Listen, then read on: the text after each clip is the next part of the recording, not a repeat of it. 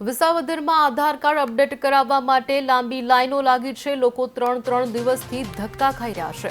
તેમ છતાં કામ નથી થતું। સરકાર દ્વારા રેશન કાર્ડમાં કેવાયસી કરાવવા માટે આધાર કાર્ડમાં મોબાઈલ નંબર લિંક કરાવવો પડતો હોય છે। ત્યારે ઘણા લોકોના આધાર કાર્ડમાં મોબાઈલ નંબર લિંક ન હોય કે એકાદ શબ્દની ભૂલ હોય ત્યારે રેશન કાર્ડની કેવાયસીમાં આધાર કાર્ડ બતાવતું નથી, જેથી લોકોને ફરજિયાત આધાર કાર્ડ કેન્દ્રની મુલાકાત લેવાની થતી હોય છે।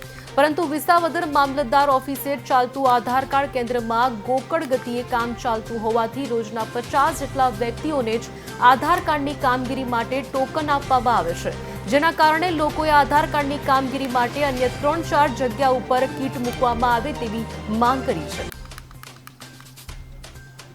છોકરાના આધાર કાર્ડ નંબર ફેરવવાનો કેટલા દી છે? 3-4 દીધાના આટા મારી છે, પણ તો વારો નહોતો। મંગળવારે લખાવ્યું હતું, ગુરુવારે એને કીધું હતું, વારો નથી આવ્યો છે।